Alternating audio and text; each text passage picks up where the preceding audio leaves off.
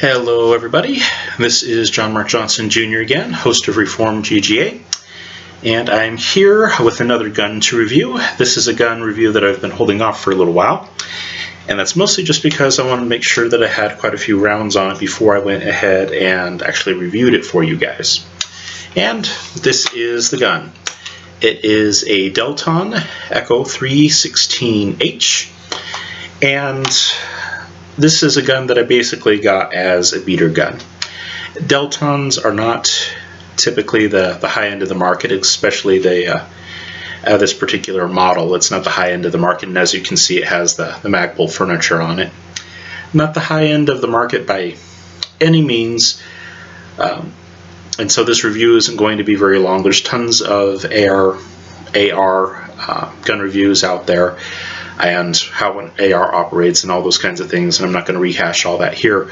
The main thing that I wanted to talk about is just the functionality of this particular gun. And I've got to say that I'm actually pretty impressed with it.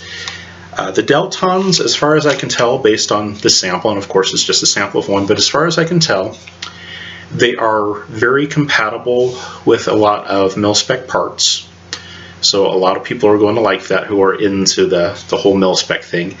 Not completely, but enough for it to be at least useful and for it to feel fairly natural for a lot of people who are, in fact, on that side of things, who are, you know, former military and want something that's somewhat familiar.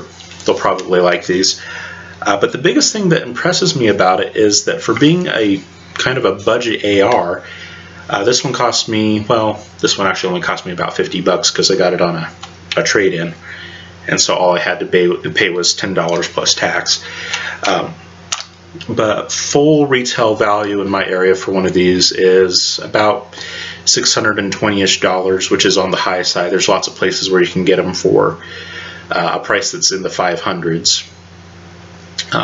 Occasionally lower than that, but usually somewhere's in the mid 500s is more or less typical right now, at least at the time of this video, and that is not anywhere near the high side of ARs. And of course the features are not overly great.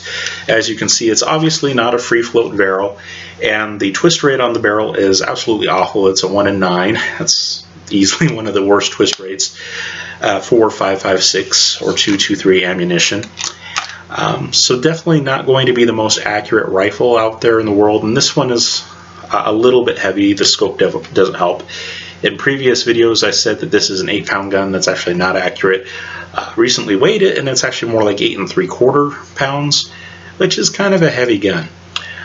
There's a lot of civilian ARs out there that when people get them all tricked out, they wind up being significantly heavier than that, but still it's a fairly heavy gun, and the heavy profile barrel on that certainly does not help. But the biggest thing that impresses me about this gun is just how incredibly functional it is. When I first got it, the action was had a little bit of a catch in it, where the bolts, if I let the charging handle go home slow enough, the bolt wouldn't fully come to rest, but now it comes to rest all the time after shooting it a few times.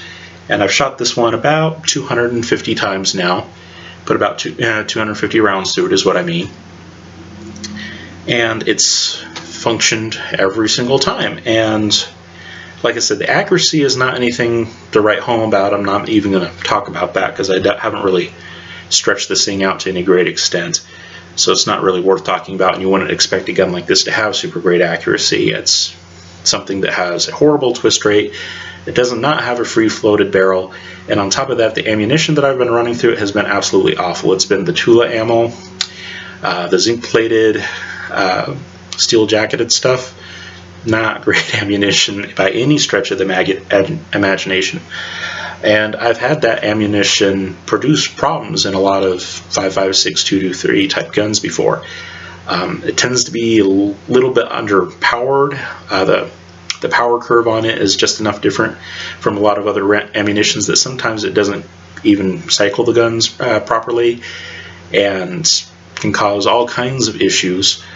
But for this gun, hasn't caused a single problem, and every single one of the rounds that I fired through it has been that Tula ammo. like the worst possible ammunition that is out there, and it does just great. And yes, I know that steel ammunition is hard on guns, and eventually it'll wear out the barrel and things like that. But like I said, I got this gun basically as a beater gun, knowing that it was a low-end gun, those kinds of things. Basically just wanted to have an AR that I could take out there and kind of plink with and have fun with, and frankly not worry about too terribly much, because it's relatively cheap, relatively easy to replace. And it so far seems to fill that role just fine, and like I said, not a single hiccup with it. And with Tula ammo, that is saying something, because sometimes you have more problems with the ammo than you do with the gun. A lot of times you have more problems with the ammo than the gun. But this thing is fed it all just fine, fired every single time, which to me is just amazing, because that Tula ammo is infamous for having hard primers that sometimes don't always strike well. And I've had that issue with other guns where I get light primer strikes all the time, and part of that is the gun's fault, and part of that is that Tula ammo just has really hard primers, but it's never been a problem for this gun. And yes, firing the steel case ammo can get certain parts fairly dirty. The chamber, of course, gets pretty dirty when you use steel case ammo, because the steel doesn't expand as much as brass does, so you tend to have a lot more gunk get into the chamber area. And of course the bolts and the bolt carrier can become pretty gooped up. The rest of the gun actually isn't terrible when you're using steel case ammunition, but the chamber, bolt carrier, yeah, that's going to take a little bit of a pounding from all that.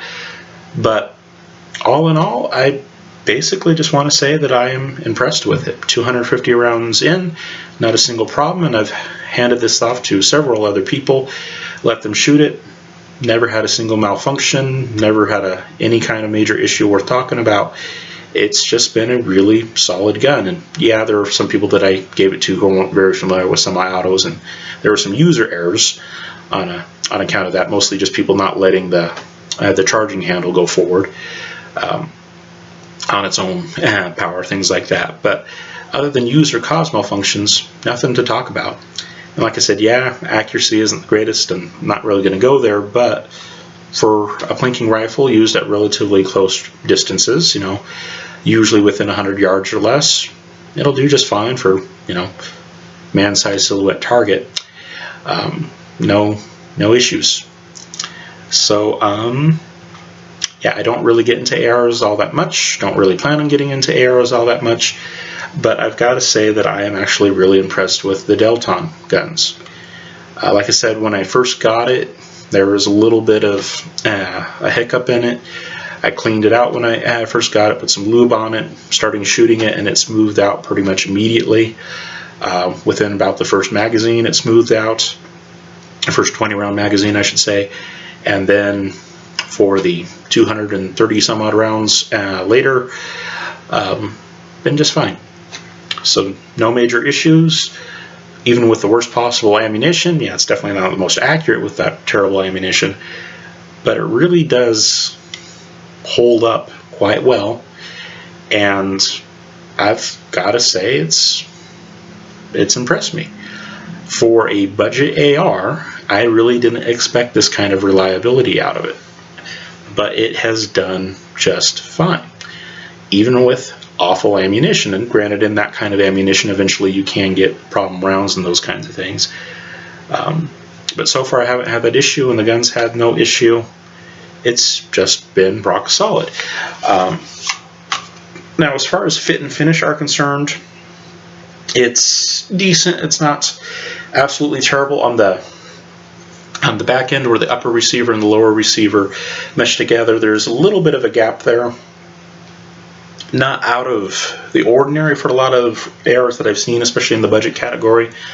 I would prefer that there not be as much of a gap there, because you almost get to 1/8 of an inch on the top of the separation, and that's quite a bit of a gap.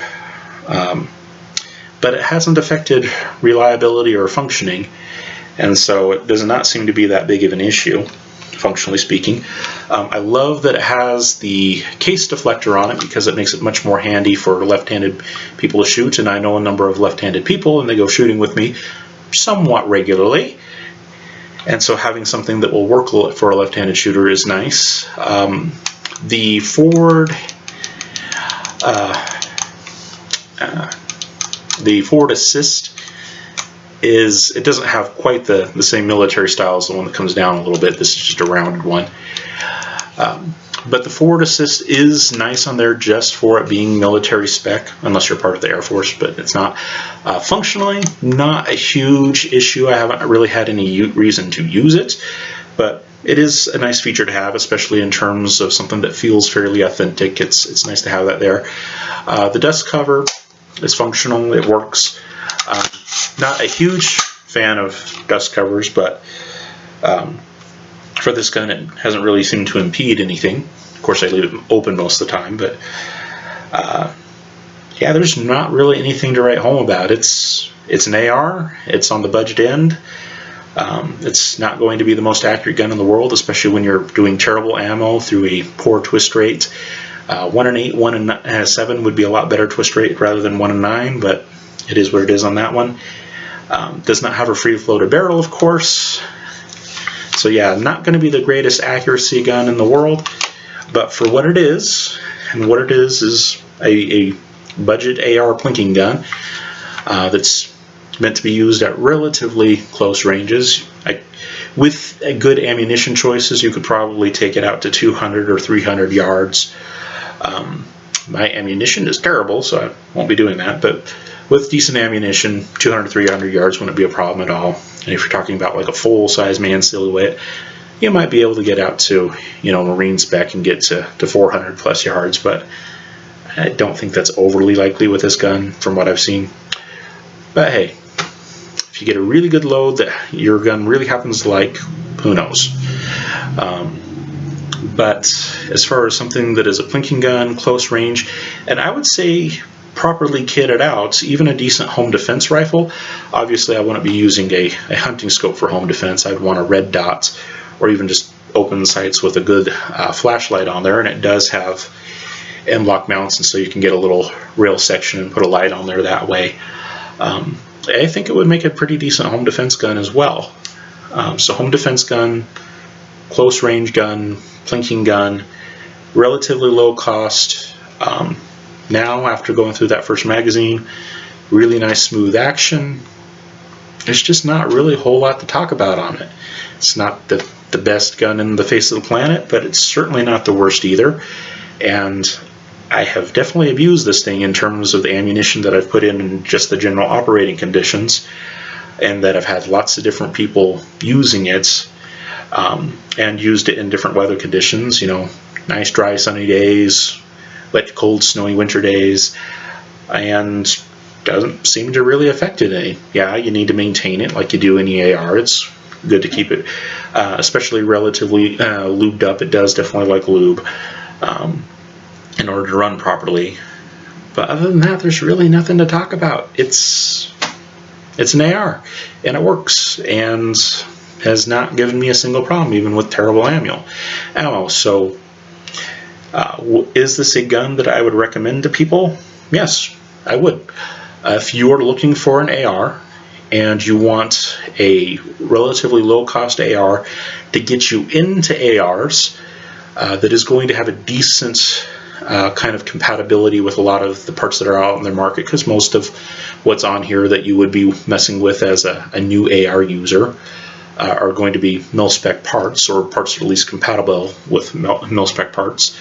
Yeah, I think it'd be a good entry-level AR, and like I said, the accuracy is nothing to write home about, but fully functional. And even as, like I said, a home defense gun, once you get past that first 20-round magazine, the thing smooths out real well. Just make sure that you keep it lubed, and you're going to be a happy camper. There's really nothing to complain about with this gun. Yeah, it's not going to be a sub-MOA shooter, nope, especially with the ammunition that I use, not even close. But for what a lot of people would do at relatively close ranges, like I said, 100 yards and in, I'll certainly get it done just fine. And it's utterly fantastic. I like it. And I especially like that, it has pretty much all metal components as far as the main stuff. Obviously, the furniture is polymer, but the receivers are metal. Of course, the barrel has to be metal. All the main components are indeed metal, and so Unlike some of the budget ARs that are out there that have like a polymer receiver and those kinds of things, this one isn't going to crack out like those ones. It deals with stress a lot better.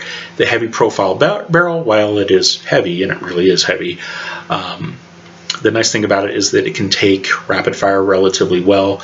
And so if you have someone out there that you're letting borrow it who's just trigger happy and wants to pop off a magazine as quickly as possible, it's not going to be a huge thing with this gun.